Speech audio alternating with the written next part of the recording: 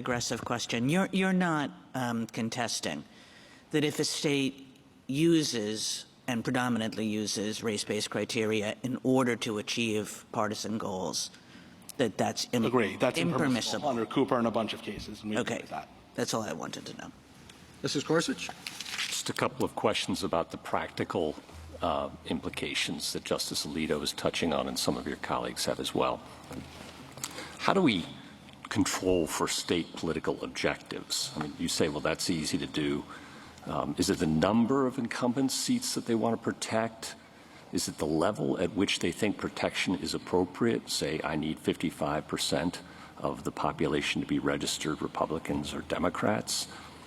Do they get to say that? Does the state get to say, I not only want 5 incumbents protected, but I want them really protected? That's one example. You know, does the state have to say that when it's legislating, or can it come in later in the litigation and say that? Can a court, and I'm just spitting out a few things for you, you can just respond to them how you want. Can a court second guess those and say, those are not really the state's purposes, that they're just litigation position? How's a court supposed to handle that? And then I've got some more for you. So the same way this court already handles that in racial gerrymandering cases like Alexander. Yes, the state can come in with whatever their political objectives are. If they want to say it's not just a 6-1 map, it's a 6-1 map with a certain percentage because we want to make sure certain people are safe, really safe, and we're willing to tolerate a little bit more risk elsewhere, it's up to them to set what their political objectives are as long as they are race neutral. Now, can a court second guess that? Yes. If they say, look, these are our interests and the map as drawn is inconsistent with that in a bunch of ways, a court could say we don't believe that. Well, what if the map is consistent with it? Can I still try and disprove it? Well, so no. That wasn't really, I mean, that's what the map does, but that's not really what they were after. So if you could try to bring an intentional discrimination case and say that it's pretextual. How about cohesion, right? You know, you say, well, you got to segregate out members of one race or another based on their party affiliations and crossover voting and how much they really won't vote for somebody of the other race even if they're the same party. How much cohesion is enough? I mean, very rarely is it going to be that there's 0 crossover voting and 100% cohesion, and vice versa. It's going to be areas of gray. And are we then into a business perhaps of stereotyping? So the court's never made clear what level of cohesion is necessary. I think the right way— That's why I'm asking you. Right. I think the right way to think about it analytically is if the plaintiffs have an illustrative map that satisfies our first criteria, right? That they're— Yep. No, this is another criteria. Right. So assuming they've satisfied that, then the question is there enough black cohesiveness that they can win the district? So you would have to look to see how much black cohesion is there and how much white crossover voting is there. And if together they can predictably and safely win the district, then they've satisfied— What's predictably and safely? I mean, those are nice qualifying words. I mean, does it have to be just 50 plus 1? Does it have to be 60? You know, well, I mean, so how does a judge make that decision? I think the courts, what they've usually done is looked at how the map would have performed in prior elections. You don't just look at one because there can be— Oh, you can run thousands of these things. I mean, we've got computers now. I mean, goodness, of course. And you're going to have data points all over the place. But a judge is going to have to draw a line.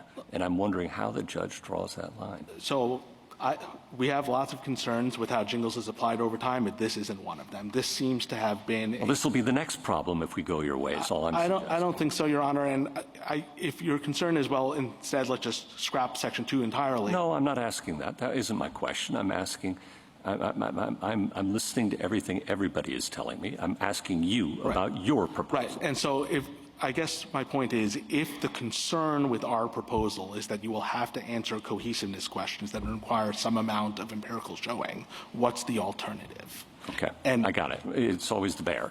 I'm outrunning a bear. I got it. Okay. Predominance. What does that mean? I know it's throughout our case law, and I know you say it can't be compromised. Is that a but-for causation test? Is that a proximate causation test? What is it? I don't think it's but-for. I think— Well, but-for can't be compromised. It means it's an essential component. It wouldn't have happened but-for. Okay, so it's not but-for. It's not but-for. The way the court has described it as— Is it a proximate cause? I don't think that's the right way of thinking It's not about a proximate cause. So what is it? I think the way the court has described it is it's a factor that could not be compromised and where race-neutral principles were subordinated to it.